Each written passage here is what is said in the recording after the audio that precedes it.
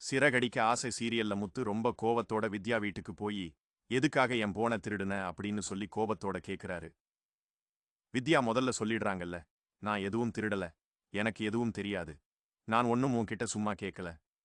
வித்யா, என் phone காணாம போன உடனே போலீஸ் கம்ப்ளைண்ட் பண்ணியிருந்தேன். இப்பவும் நேரா போலீஸ் ஸ்டேஷனுக்கு போய் போன் கிடைச்சிருச்சு. தேட வேணாம். போன் எடுத்து வச்சிருந்த ஆளை நான் கண்டுபிடிச்சிட்டேன்னு சொல்லிட்டு தான் வந்திருக்கேன். இப்ப போலீஸ் பின்னாலேயே வந்திருக்காங்க உன்னை அரெஸ்ட் பண்றதுக்காக அப்படின்னு சொல்றாங்க. முத்து சொன்ன உடனே வித்யா படபடன்னு ஆயிடுறா. இல்ல, முத்து போன் கீழே கிடைச்சிச்சு, அதை ஆன் பண்ண கூட முடியல, யார் போனும் தெரியல, யாராவது போன் பண்ணி இருந்தா இந்த போன் இங்க தான் இருக்குன்னு சொல்லி தான் வந்து சொல்லியிருப்பேன் அப்படின்னு சொல்றாங்க. நான் எத்தனையோ தடவை போன் பண்ணி பார்த்துட்டேன், ஆனா இந்த போன் ஸ்விட்ச் ஆஃப் ஆயிருக்கும் போது எப்படி அட்டென்ட் பண்ண முடியும்? நீதான் வேணும்னே ஸ்விட்ச் ஆஃப் பண்ணி இருக்கிறேன் அப்படின்னு வந்து பேசிக்கிட்டு இருக்கும்போதே போலீஸ் வந்துறாங்க. போலீஸ் வந்து, எதுக்கு அடுத்தவங்க போன் எல்லாம் திருடுறீங்க, இந்த மாதிரி திருடி என்ன தப்பான வேலைக்கு பயன்படுத்துறீங்களா அப்படின்னு வித்யாவை அரெஸ்ட் பண்ணி ஸ்டேஷனுக்கு கூட்டிட்டு போயிடுறாங்க. வித்யாவோட போன் எடுத்து சர்ச் பண்ணி பார்க்கறாங்க. அம்மான்னு போட்டு ஒரு நம்பர் இருக்கு. அந்த நம்பர்ல இருந்து ஒரு ஆளை போன் பண்ணி கூப்பிட்டு, உங்க பொண்ணை அரெஸ்ட் பண்ணி இந்த ஸ்டேஷன்ல வச்சிருக்கோம், நீங்க வாங்கன்னு சொல்லி கூப்பிடுறாங்க. வர்றது பார்த்தா ரோகிணியோட அம்மா. ரோகிணியோட அம்மா வந்து, என் பொண்ணு எங்க, என் பொண்ணு எங்க அப்படின்னு வந்து பதறாங்க. நீங்க தானா அந்த வித்யாவோட அம்மா அப்படின்னு ஸ்டேஷன்ல இருக்கிறவங்க கேட்கும்போது, இல்ல, என் பொண்ணு பேரு கல்யாணி, பார்த்தா அங்க வித்யா உட்கார்ந்துட்டு இருக்காங்க, இவங்க தான் நாங்க அரெஸ்ட் பண்ணி கூட்டிட்டு வந்தவங்க, அம்மான்னு சேவ் பண்ணி இருந்தாங்க, அதனால தான் நீங்க அவங்களோட அம்மான்னு நினைச்சு போன் பண்ணி வர சொல்லிட்டோம். இவங்க உங்க பொண்ணு இல்லையா அப்படின்னு கேட்கும்போது ரோகிணியோட அம்மா, இல்ல சார், இதுவும் ஆனா என்னோட பொண்ணு மாதிரி தான், ஆனா இவங்க என் பொண்ணு இல்லை அப்படின்னு சொல்றாங்க. நீங்க எதுக்குமா இங்க வந்தீங்க பார்த்தீங்களா?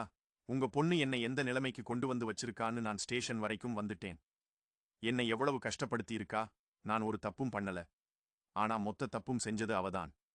நான் இன்னைக்கு வந்து லாக்கப்ல உட்கார்ந்துட்டு இருக்கேன். எனக்கு இதெல்லாம் தேவையா? எங்க அப்பா அம்மாக்கு தெரிஞ்சா எவ்வளவு வருத்தப்படுவாங்க. இதுதான் ஒரு பிரண்டுக்கு அடையாளமா? அவ எத்தனை தப்பு செஞ்சுகிட்டே இருக்கா. திரும்ப திரும்ப பொய் சொல்றா. ஒரு பொய்ய வரைக்கும் இன்னொரு பொய், இன்னொரு பொய்ய மறைக்க இன்னொரு பொய், மாத்தி மாத்தி பொய் சொல்றா. இதுக்கெல்லாம் பலிகட நான் தான் ஆகுறேன். பத்தாதுக்கு அந்த மீனாவும் முத்தும் வேற கஷ்டப்படுத்துறாங்க. எல்லாத்துக்கும் காரணம் நீங்க. உங்க பொண்ணு போங்கம்மா. இந்த மாதிரி ஒரு பொண்ணோட ஃப்ரெண்டா இருந்தேன்னு நினைச்சா நான் வருத்தப்படுறேன் அப்படின்னு வித்யா ரொம்ப கோவத்தோட வந்து பேசுறாங்க. பார்த்தா மீனா ஓடி வராங்க. மீனாவும் முத்துவும் ஸ்டேஷனுக்கு வந்த உடனே கிரிஷோட பாட்டிய பார்த்த உடனே, என்னம்மா, நீங்க இங்க இருக்கீங்க, அப்படியா உங்க பொண்ணுன்னு சொன்னது இந்த வித்யா தானா? அட கேடி வித்யா, நீங்க எவ்வளவு மோசமானவங்க அப்படின்னா கிரிஷோட அம்மா நீங்க தானா? ஒரு குழந்தைக்கு அம்மாவா இருந்துகிட்டு ஒன்னும் தெரியாத குழந்தை மாதிரி நீங்க தெரிஞ்சுகிட்டு இருக்கீங்க. இதுல திருட்டு வேலை வேற செய்றீங்களா? பெத்த பிள்ளைய இப்படி அனாதையா விட்டுட்டு நீங்க மட்டும் இங்க ஜாலியா திரியிறீங்களா அப்படின்னு மீனாவும் முத்துவும் வந்து வாய்க்கு வந்த மாதிரி கேக்குறாங்க. உதயா சொல்றாங்க, போதும் நிறுத்துங்க, நான் இதுவரைக்கும் கல்யாணமும் பண்ணிக்கல, குழந்தையும் பெத்துக்கல, கிரிஷ் என்னோட குழந்தையும் கிடையாது பாத்தீங்களாமா. உங்க பொண்ணு செய்யற வேலையில எனக்கு தான் இவ்வளவு கெட்ட பேர் கிடைக்குது. திருட்டுப்பள்ளி இந்த ஸ்டேஷனுக்கு வந்திருக்கேன். இப்போ ஒரு குழந்தையோட அம்மான்னு வேற இவங்க எல்லாரும் நினைக்கிறாங்க. இதெல்லாம் எனக்கு தேவையா? இதுதான் தப்பு செய்யறவங்களுக்கு துணையா நிக்க கூடாதுன்னு சொல்லுவாங்க. உங்க பொண்ணுக்கு உதவி செஞ்ச ஒரே காரணத்துக்காக இப்ப நான் எல்லா பலியும் வந்து எடுத்துக்கிட்டு நிக்கிறேன். இங்க இவங்க என்னோட அம்மா கிடையாது, என் ஃப்ரெண்டோட அம்மா அப்படின்னு வித்யா சொன்ன உடனே, என்ன வித்யா, உனக்கு ஃப்ரெண்டுன்னு இருக்கிறது? அந்த பார்லர் அம்மா மட்டும்தானே அப்படின்னா? பார்லர் அம்மாவோட அம்மாவா இவங்க? அப்ப கிரிஷ் யாரு? அப்படியே வாய மூடிக்கிறாரு. நேரா வீட்டுக்கு வந்த உடனே மீனா சாட்டை எடுத்துக்கிட்டு ரோகிணிய வெளுன்னு வெளுக்குறாங்க. முத்தும் அப்படியே நின்னு வேடிக்கை பார்க்கறாரு. விஜயா கேக்குறாங்க, டேய், என்னடா உன் பொண்டாட்டிக்கு பைத்தியம் பிடிச்சிருச்சா? அவ என்ன சாட்டை எடுத்துட்டு ரோகிணி அடிச்சிட்டு இருக்கா, நீயும் வேடிக்கை பார்த்துட்டு இருக்க? அவள் எவ்வளவு பெரிய இடத்திலிருந்து வந்தவள், எவ்வளவு பணக்காரி, அவளை போட்டு அடிச்சிட்டு இருக்காளே அப்படின்னு கேட்ட உடனே மீனா சொல்றாங்க, பணக்காரியா இருந்தா பொய் சொல்லக்கூடாது, தப்பு செய்யக்கூடாது, உண்மைகளை மறைக்கக்கூடாது. ஒரு பொய்யை மறைக்க இன்னொரு பொய், அதை மறைக்க இன்னொரு பொய். எத்தனை பொய் சொல்லுவ?